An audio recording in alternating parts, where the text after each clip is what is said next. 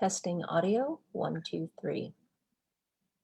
Testing audio, 1, 2, 3. Testing audio, 1, 2, 3.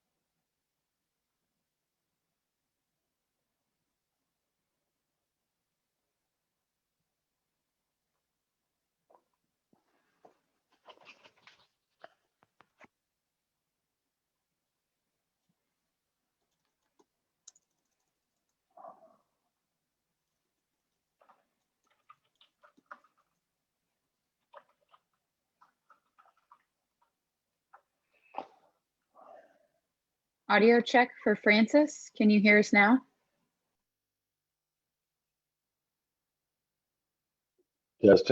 Testing, 1, 2, 3. Francis.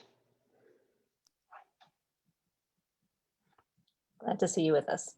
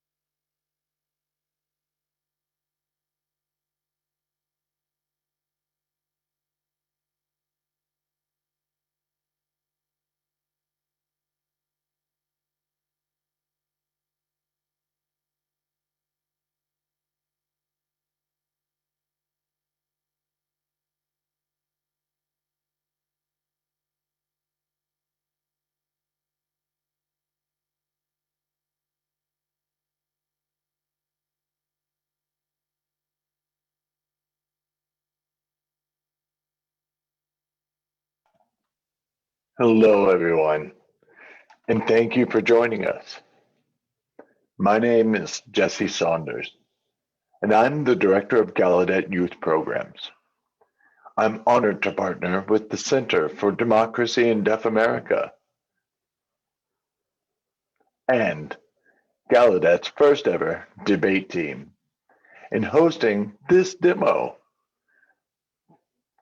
to launch our debate bowl for high school and middle school students this spring.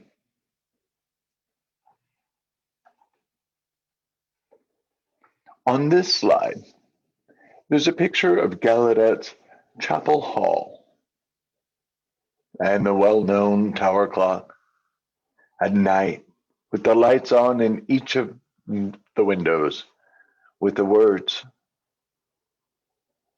Gallaudet University above the image of Chapel Hall. The inaugural debate team will debate an important and interesting controversy that was quite visible last week. They will debate the proposition the Electoral College should be replaced with the popular vote. The team has been divided into two groups, one for and another against. Rommel Thurman will be arguing in the affirmative, which means he will be arguing against the Electoral College and for the popular vote instead. Aubrey Moorman will be arguing in the negative, which means he will be arguing to defend the Electoral College. Please remember that we will have a Q&A session after the debate with Gallaudet's debate team head coach, Dr. Brendan Stern, and myself. We will explain the basic outline for the debate bowl for middle school and high school students next spring, and then answer any questions you may have. Please stay with us on Zoom. We'll share the meeting ID afterwards for that streaming. Please enjoy the debate tonight. And I hope you decide to join the debate bowl this spring. I'd like with that to introduce our two judges for the debate. We have Dr. Raja Kulshalnagar and Dr. Jeannie Gertz, who will now speak to the judging criteria.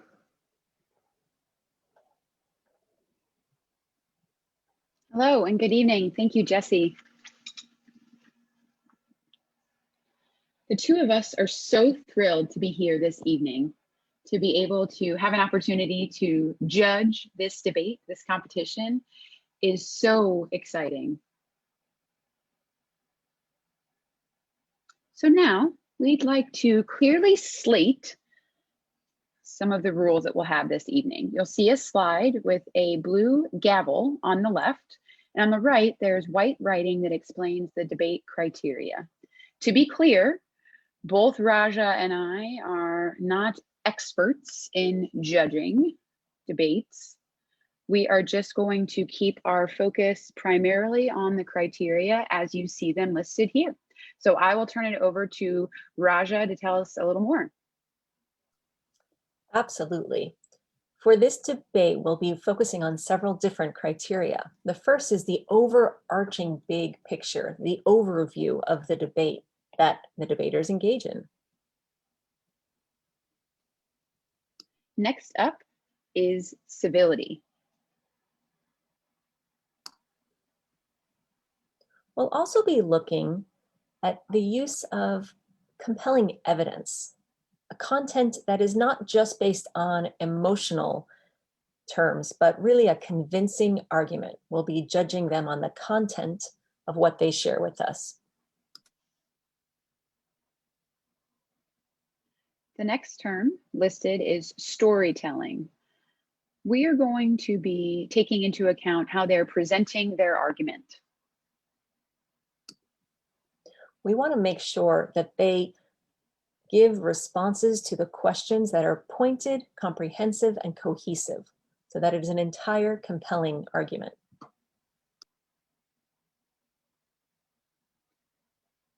Also, passion and strength. The passion with which and the conviction with which they'll be presenting their arguments. Raja? Based on these criteria, the two of us will compare our score sheets and vote on the winner. We hope you enjoy watching tonight's debate, and we'll see who comes out on top. Now I'd like to welcome Intabilene Mcdonald who will be moderating today's debate. Thank you, and good luck, everyone. Good evening, everybody. My name is Intabilene. I live in Albuquerque, New Mexico. I graduated from the New Mexico School for the Deaf in 2019, and I'm currently a sophomore at Gallaudet, majoring in psychology with a minor in biology and a pre-med track. I'm also a proud member of Gallaudet's inaugural debate team. Before I proceed, here's an image description. There is a check mark on the top right of the screen with a list of the debate structure on the slide. Give you a moment to read the debate structure. The debaters will be taking turns, and they will have a timer, although they don't have to use the entire time that they have been allotted. Without further ado, let me introduce our debaters. Ramel Thurman will be debating the affirmative, meaning in support. And Aubrey Mormon will debate the negative side, in opposition. Let the show begin. I'm going to ask the two of them to join us now.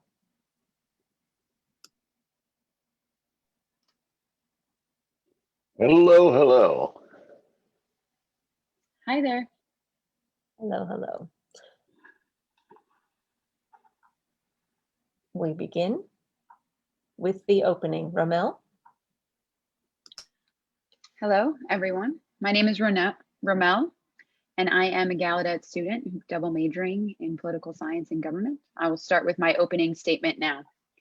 I'd like to take a moment to thank our distinguished judges and everyone who worked to bring us here tonight, also to my opponent as well. I want to talk a bit about the sign for democracy, sign this way. Democracy itself is a political system. When I sign it this way with the D, I'm not talking about Republican or Democrat. I might say red or blue to specify which party I'm talking about, but the D will often signify democracy. I have three arguments in opposition of the Electoral College. It is racist, it is elitist, and it is undemocratic. The Electoral College was agreed upon as a concession to slave states. The Electoral College was given to Southern states because of their defense, showing its inherent racism. I've spoken with family and friends and talked to them in depth about the political system. If you would have asked me 5 months about the Electoral College, I could not have spoken to what it entailed. I couldn't have told you about it. It is very complex. Even President Trump has lambasted the Electoral College, proving its elitism. The elite of the elite were the people who were expected to understand the Electoral College system. In terms of the ways in which it's undemocratic, let me tell you a little more. Majority control means that if people vote for a president or vote for your class president or the student body government president, you know that out of all the people who vote, the highest number of the voters should be able to say who wins. Let's think about a flight on air democracy. You have a number of people who are looking forward to vacation. They're very excited in their seats. And the stewardess comes and says, okay, you have to vote now. Are we traveling to Hawaii? Or are we traveling to Alaska? And folks are getting ready to cast their ballots. They're excited. Hawaii, the folks stand up, they cheer, they want to see the island of Hawaii. And then next up, they ask, okay, who's in favor of Alaska? And it's a very small number of folks who wave their hands in support of visiting Alaska. Okay, so the stewardess then announces to everybody that Alaska wins, even though more people voted to visit the state of Hawaii. So the stewardess calms down the unruly crowd and says, let's think about Ohio, Pennsylvania, and other places. They have the mostly densely populated states, and the others like California, Texas, and Pennsylvania aren't as important. So we're going to Alaska. This is undemocratic. How does that system even make sense? 70% of the voters in America have been ignored in the past election campaigns.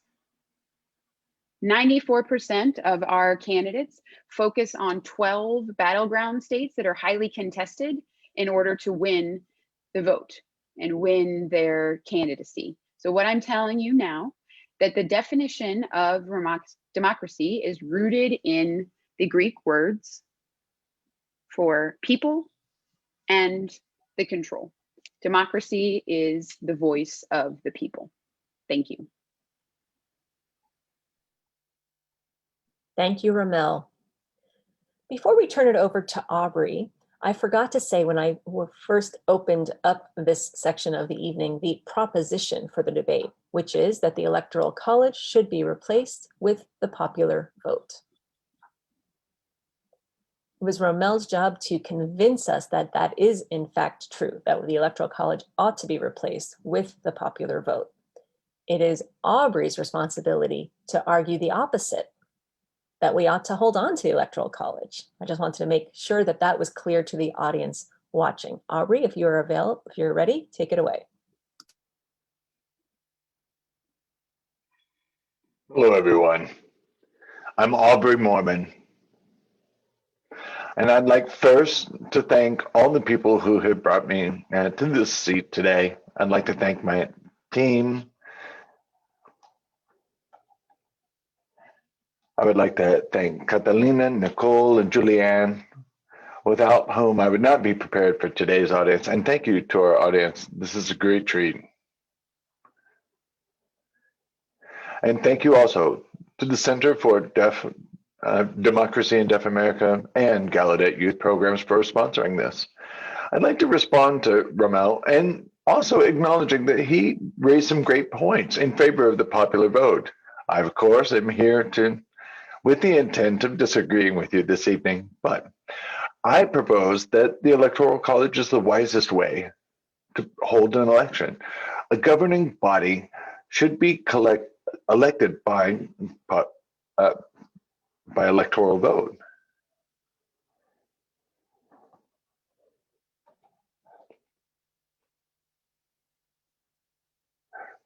Constitutionally, it is established that way, and we look to our democratic systems to protect us from systems like communism and things like that. And of course, we don't want that.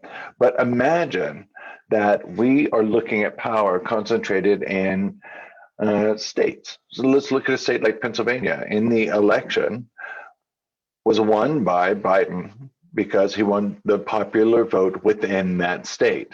But let's back this up and explain why the Electoral College is best. First of all, there are three reasons. The first is because of the effect of elitism. The other is the ability to protect majority rights and minority communities. And the third being that it provides a system of checks and balances against the tyranny of the majority. History has shown the majority control so often leads to the tyranny of the majority. If we are to continue with the popular vote, I believe that that will necessarily lead to the tyranny of the majority and won't focus on minority communities, minority rights specifically, which are so critical. And I believe that's why it's so critical to use the Electoral College instead of the popular vote. Thank you. Wonderful. Thank you, Aubrey. Now for the affirmative rebuttal, Ramel. Thank you so much, Aubrey, my esteemed opponent. You brought up India and China, two quite large countries, and I agree with that point. However, if you think about the world on a global scale, we're not in this moment. We're thinking about America specifically. The popular vote is the best way because it encourages all presidential candidates to travel and actually visit each state, even the tiniest of our states. You talked about the tyranny of the majority, and I agree with that argument. I understand it quite well. However, the Electoral College is very harmful to a number of states. The reason being, it's winner takes all. In a winner takes all approach, as an example, in Trump and Hillary's campaign, which was highly contested in Pennsylvania, the moment that Trump surpassed her, all 20 of the electoral votes were given to Trump and none were given to Hillary. Think about that in a sports match. You're 49 to 51. By the time runs out, you recognize that the referee might look and determine who the winner is. But all 49 of those votes or those points are still given to the group or the candidate who earned them. Small states are harmed in this process. One battleground state of New Hampshire might be included in this count, but those 12 battleground states are the primary focus for all the candidacy, basically ignoring the choice in the vote of the constituency in the rest of the United States. One of the main problems with the Electoral College is that it ignores the voice of the people. There are millions of people that are completely ignored and abandoned in this process. And the winner takes all an Electoral College system is not the right way to go about electing the president. It should be a popular vote because it's the most equitable way to go about it for all Americans.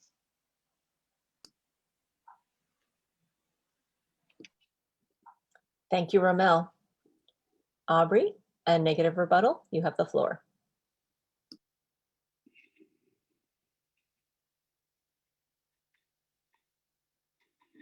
So, Romo, you brought up a number of excellent points. I really appreciate those. I want to use your basketball metaphor. Let's imagine that we've reached the championships, right? And so it's a game 7, right? And it's best out of 7. So when you've won 4 out of 7, you've won the championship. The same is true of the Electoral College. When you have won more of the state's popular vote for each of the areas of that state, you've won the state. The people have voted, their voices are important, but this is how they are made important. The elector and the Electoral College has to vote for who they've said for in that state.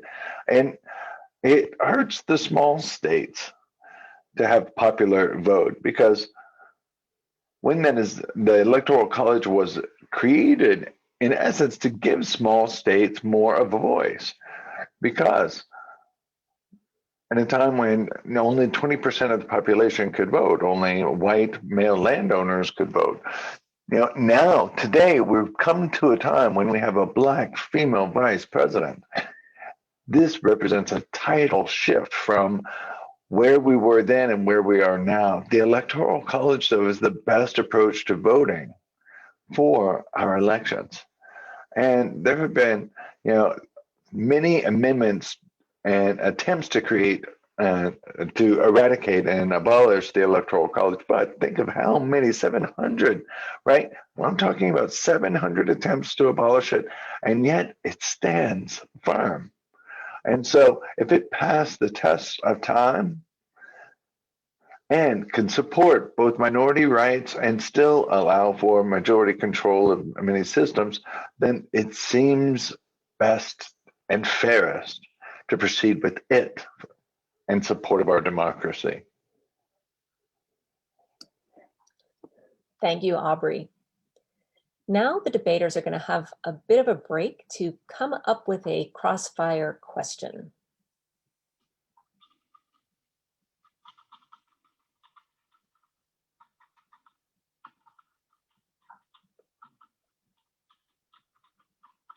While the debaters have a minute to develop a crossfire question, I'd like to talk a bit about the debate team at Gallaudet, which has 10 student debaters now. We've been meeting regularly in class to practice and prepare for future intramural debates this semester and intercollegiate debates next semester, where we will be debating against other colleges and universities. We will also have a debate bowl for middle school and high school students next spring. That's super exciting. If you're interested in trying out, please stay after tonight's event for a Q&A session. You'll learn more about the debate bowl.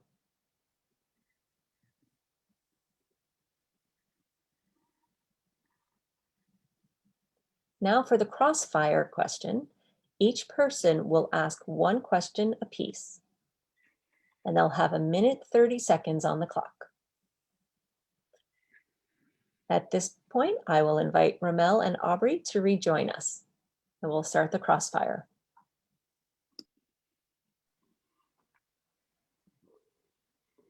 Do I go first this time? Who's first? Oh, Ramel okay. will go first. I remember you mentioning a fact about the small states being oppressed in the Electoral College system. In terms of small states, I think that they are overrepresented in the Electoral College for the number of votes that they get. For 1 million people, they might get 4 votes. This seems disproportionate to me.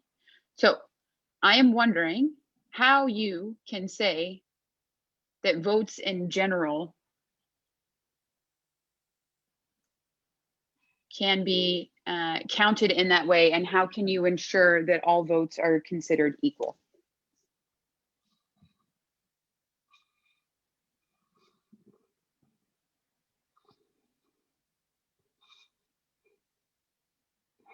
As I mentioned previously, there have been 700 attempts to amend the Constitution and remove the Electoral College.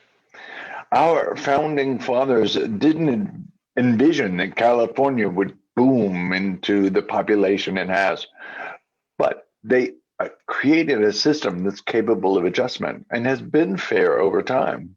There are great controversies over, voting nationwide,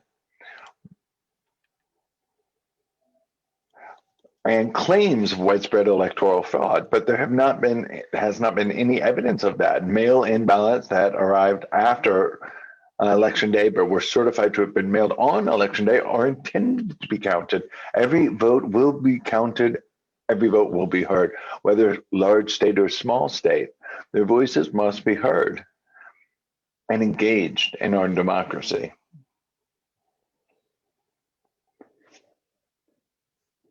Okay, thank you. Aubrey will now ask Ramel a question.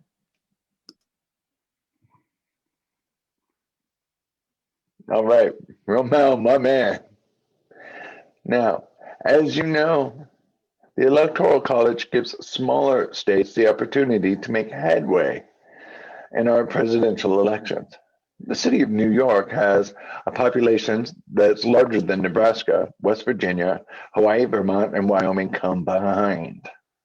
So if we switch to a purely popular vote, how could we prevent presidential elections from ignoring small cities and only bowing to the will of large cities and kill 2 birds with 1 stone? That is a wonderful question. Thank you for asking. The popular vote encourages, again, as I mentioned previously, encourages the candidates to visit all 50 states during their campaign, as opposed to focusing on the 12 battleground states. 12 states out of 50? If you visit all 50 states, you're visiting the smaller communities.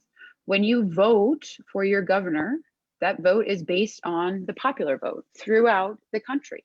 The popular vote is already a proven method for a number of different communities, regardless of their size, whether they're exurbs or suburbs. And people have defended this, that each person and each vote is critical from their constituency. They want to see each vote counted.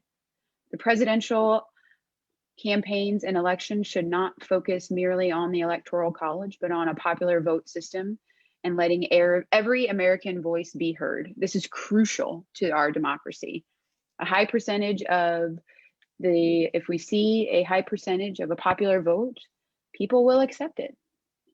The Electoral College has been a mess, as you can see.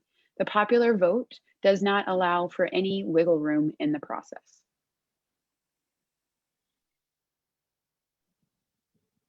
All right, well, thank you both for your responses. We will now have another 1-minute break for our debaters to prepare their closing statements and for the judges to agree on one question to ask each debater.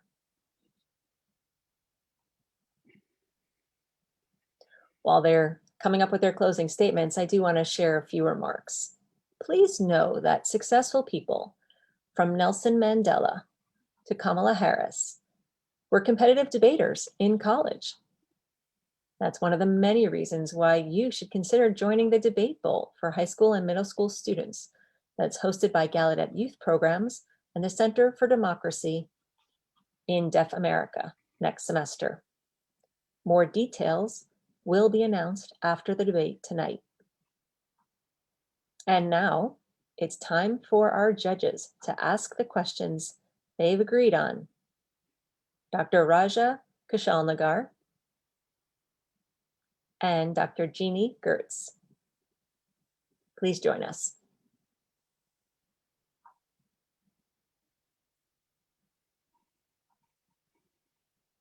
Yes, of course. And actually, Ramel and Aubrey will join us as well, so they can get in position.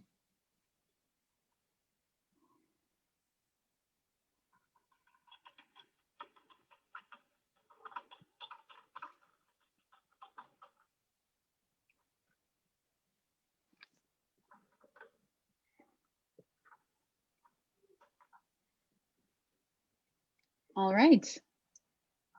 Thank you to the both of you for your opening statements, your rebuttals, and your crossfire questions. You've done a fabulous job, and now it is our turn to ask a few questions of each of you. The same question will be asked to you both, and we'll start with Romel.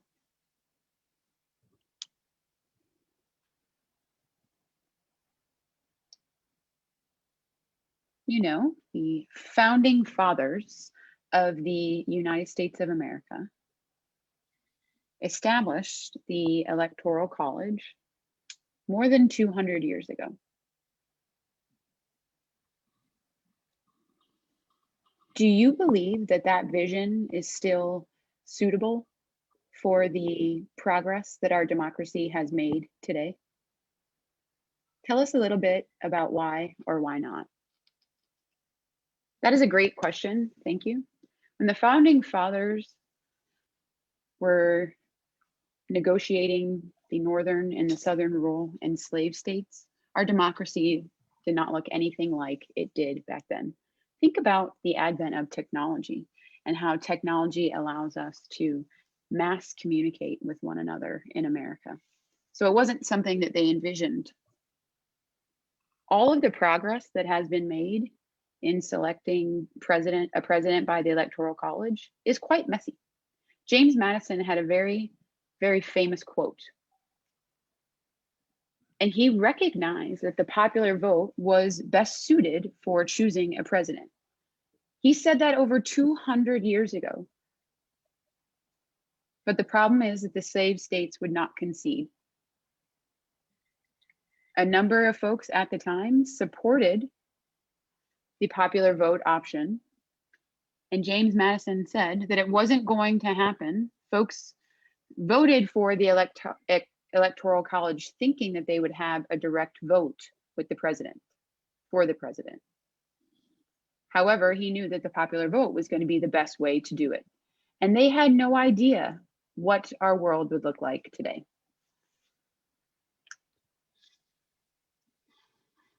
Okay, thank you. And now we will turn it over to Aubrey. Aubrey, could you please answer that question?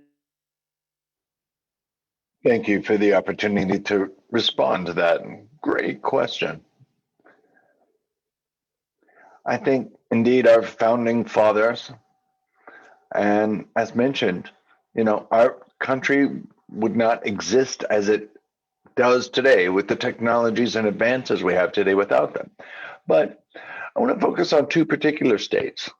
Nebraska and Maine, they have a very different kind of electoral college system than other states. They don't have a winner-take-all approach.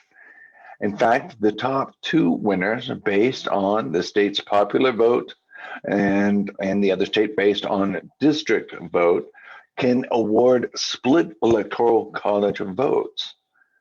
And so it is possible for a candidate to win 3-1 or 2 of 3, for example. And so if we were to respond nationwide with similar systems, then the Electoral College could more adequately represent smaller districts and perhaps be a fairer approach.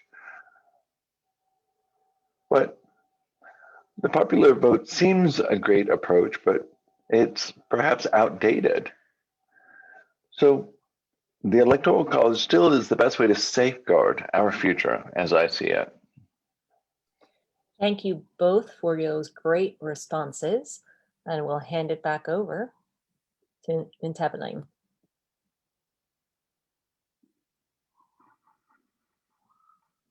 Great. Well, thank you. Thank you all. Now it's time for the closing statement. We will begin with the affirmative. Ramel, are you ready? Yes, I am.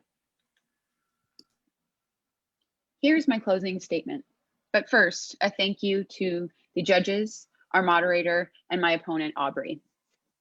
James Madison remarked that the establishment of the Electoral College was not their finest hour. It happened amidst frustration, argument, and it was a patch-up job, almost like a Frankenstein type agreement to come to. Everybody was in a rush to get home to their wives at the time. Our founding fathers had no regard for the efficiency of this system. The founding fathers valued protecting liberty and freedom.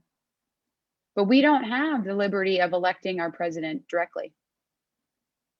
Ownership equals power. President Trump tweeted in 2012 and announced to the world that the Electoral College is a disaster for a democracy. That says quite a lot. So again, as I've stated previously, the founding fathers had a complete lack of regard for you in this manner. When we establish the idea of a democracy, it's something that we must do for ourselves.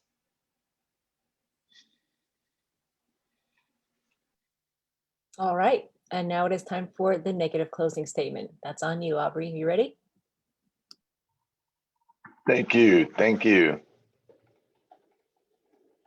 Well, hopefully some of us are sports fans. So I have to admit, I'm a Cowboys fan. Unfortunately, we didn't do great this year.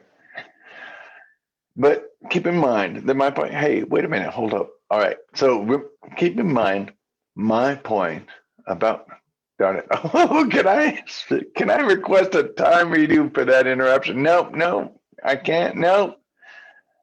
You know, that's actually a good Intabilene, question. Let me check. was I interrupted? Do I get any more time? Do I get to roll? What? Okay, go ahead. Go ahead. We'll reset the timer, Aubrey, and you'll take it away. All right.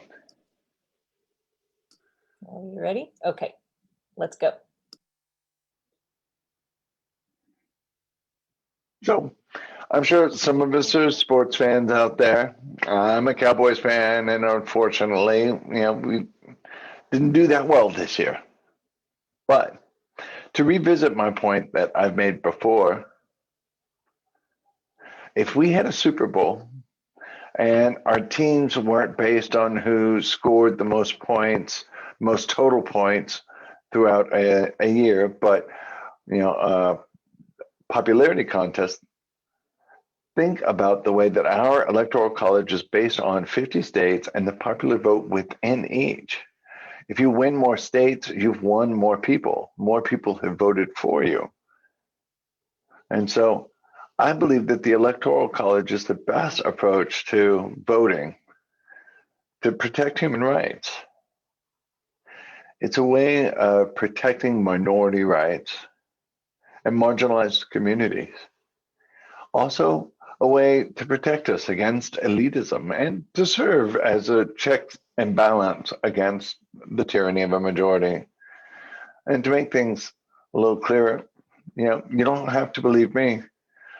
Think about my opponent. And, the Electoral College elected a person who thought the best way to deal with COVID was to inject bleach. The popular vote might have its benefits, but it definitely has its drawbacks, in my opinion. Thank you. Thank you for your time. Thank you for the CDDA for hosting the event. I really appreciate the opportunity to be here. Well, thank you, Ramel and Aubrey. The two of you can go ahead and turn your cameras off. We are waiting for the judges to fill out their scoring sheet, announce the victor, and discuss their thoughts. All right.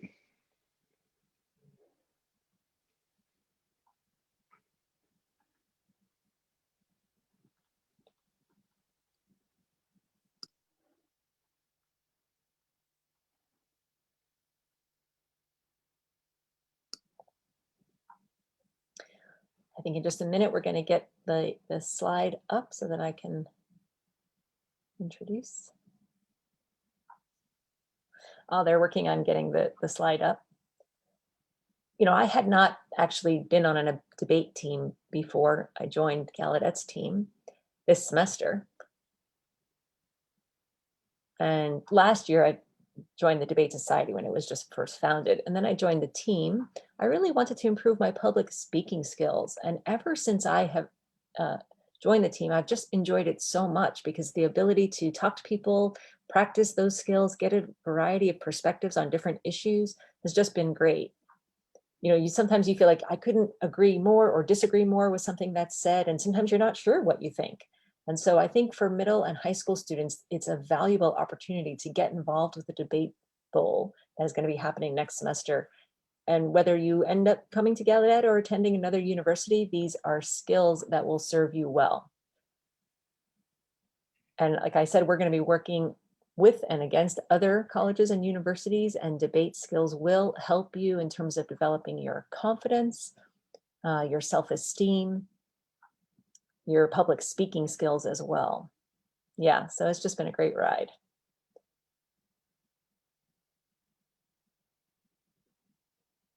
All right, well, we are waiting for Dr. Kushal Nagar and Dr. Gertz to fill out the scoring sheet, announce the victor, and discuss their thoughts. I'm going to share with you a bit about debating and why it's so important for today's youth to learn how to debate. I spoke to it briefly, but too often disagreements become ugly and nobody learns from them. If we all learn how to debate with civility and respect, we'll be able to learn more from each other. And with mutual respect, we can debate without rancor. If you're in middle school or high school and you're interested in joining the debate bowl competition next spring, please stay after our debate concludes this evening because we will have a Q&A session for students, parents, and coaches to learn more about the debate bowl.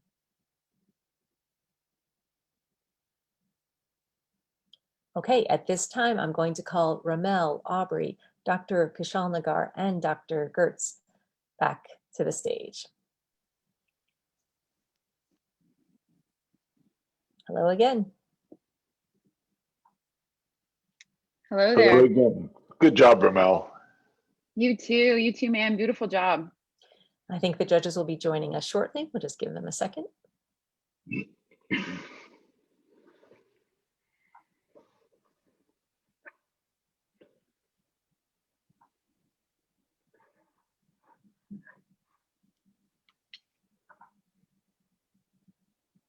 Yeah, I'm excited to see. We'll see how close it is. I know, got to see what they say. Good work to both of you. Thank you. Thank you. Oh, sorry, folks. We were discussing it offline, but now we are ready. Hello, hello, and welcome. Okay. Yes, thank you so much. All right, both Raja and I would like to extend a very warm congratulations to the both of you for your very well thought out and well presented arguments. This really was not an easy task for the two of us.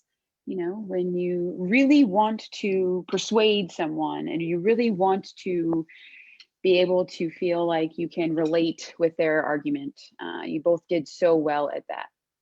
Our decision has nothing to do with the topic at hand. We might personally support the abolition of the Electoral College, or we might be in favor of its continuance. However, we voted for you based on the criteria that were presented at the beginning. And again, we want to applaud both of you and your efforts tonight. The two of us have decided that the winner this evening of the debate was Aubrey. Thank you. Congratulate you. And again, we do want to emphasize that Romel, you did a tremendous job this evening as well, handling a very complicated task. And we were really convinced based on certain criteria that I'll speak to now. Aubrey had a really nice setup of the overarching big picture, gave us the 30,000 foot view, and then went from there. We could really feel his passion and the strength that he brought to his argument and convictions. That was very compelling evidence that got us to his final point. He was able to bring in a lot of election examples from the very recent past, tie those arguments together to really compel us in his argument. And that was crucial in the presentation of his facts in the debate. In his crossfire question and in his rebuttal, we found him to be very, very ardent. And we do want to congratulate both of you on a job well done. Romel, great job to you as well. One thing that really stood out and impressed the two of us is how you presented and shared your story. Your storytelling aspects were wonderful. We could tell that you were very civil and the passion was there in your arguments. However, that really overarching big picture, that 30,000 foot view was lacking for us to really build up to the foundation of your argument and for it to resonate with the two of us as judges. The use of compelling evidence, as stated, and real world examples that tied in with the story that you created, I think will make for a more robust argument for you in the future. And I think that's it in sum. I think that you both did a really, really wonderful job. If there's anything that either of you want to add now, feel free. Raja? Just want to say you hit all the points I would have made. The stories really become compelling at the closing. The closing argument is where you wrapped it all up. And you really supported, both of you did a fine job in supporting your points. It was a pleasure to be here tonight with you. Thank you. Thank you. I did enjoy being here and quite certainly learned a few facts from the two of you this evening. So thank you for teaching us in this process. Great, thank you. Glad you enjoyed it.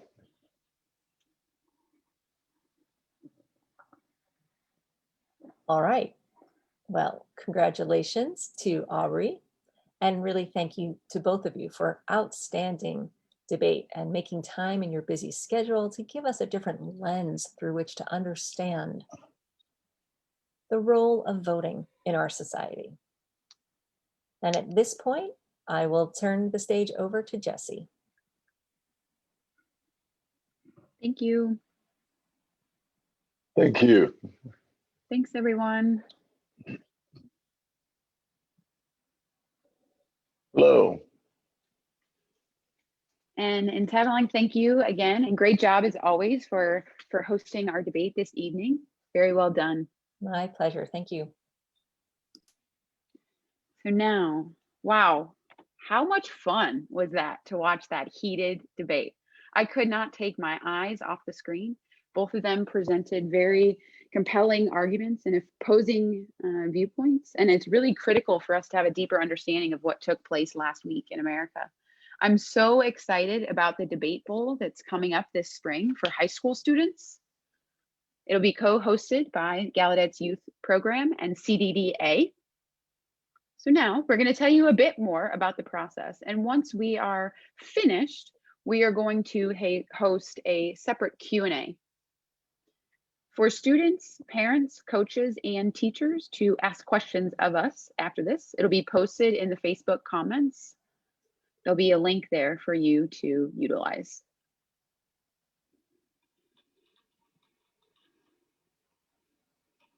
So I want to talk a little bit about why debate is so important. But first, I have to congratulate Aubrey and Rommel both for really having the courage to step up here on such a platform and debate critical issues at a critical time. And in fact, Aubrey and Rommel have just competed in their very first debate tonight. And the two of them literally declared their majors in government 2 weeks ago. So they have been hard at work studying. The Electoral College is no easy system to understand. And they've really dug their heels in to prepare for tonight. I want to congratulate them for some work well done. Now, also to respond to your question, why is debate so critical at this time? It's such a beneficial skill to have in a democratic society. If we want to have more of what we want in a free democracy, there are three ways to go about getting that. You can bribe someone, you can coerce someone to get what you want, and neither of those are good options in a free society. So what we're left with is to persuade.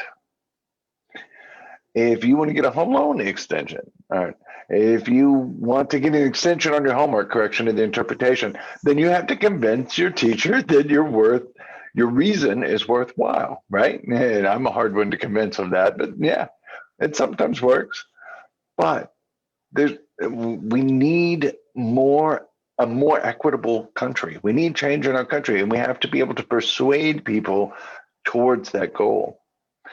Also, just on a social level, research shows that debate is important for minority success because it forces others to look across the aisle to different views, greater civility. And that is why agents of change, you talk about Nelson Mandela being such an adept debater. And I said that bribery isn't a great approach to doing things, but I got to tell you, the debate bowl coming up, we're going to have prizes. So we're maybe doing a little bribery.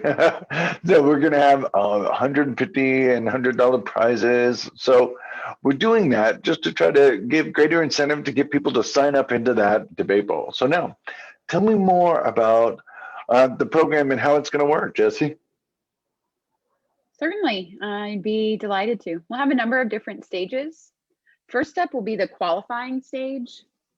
If you're interested and will like to join, the qualifying stage will consist of a 3 to 5 minute video of the student doing a persuasive speech with some of the following questions. For high schoolers, one of them, should the voting age be reduced to 16? That is the question for the high school students. For middle schoolers, the question is, should grades be abolished in middle school? So for the qualifying stage, you will submit a 3 to 5 minute video with a registration form that has everything available. Will be on our youth programs website and will go live by tomorrow.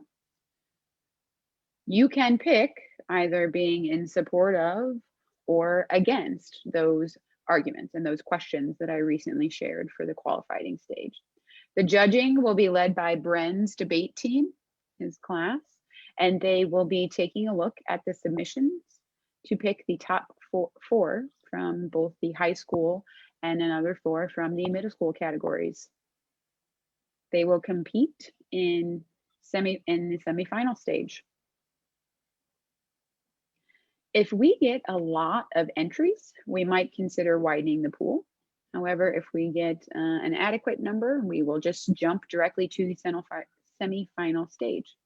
When we have the winners of the semifinal round, We'll have two debaters left for both categories, and that'll move us right into the finals.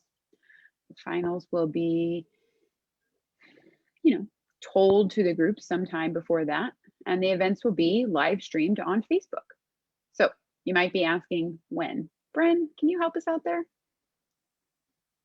Sure. So the middle school and high school, unpopular opinion here, middle school, I think, they shouldn't be prohibited from that. No, in fact, they should have even more homework. That's my opinion. Yeah, I can argue it. Do we even need grades? And I think the voting age should be 35, because you can't even run for president. If you can't run for president, why should you be permitted to vote for one? But I'm going to leave that out there for all of you to discuss. But now to speak to the when of things.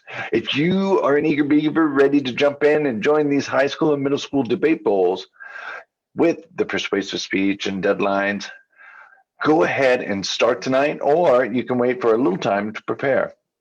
I suggest that you prepare, and then the deadline is actually going to be January 29th of 2021 to submit your entry. Then it'll be judged, screened out, then we'll have the semifinals be hosted the first week of March 1st through 5th. Then the winners of that round will proceed to finals. Those will be held April 12th through 16th. Now, if you're wondering, how that's going to work, Jesse, tell us more about it.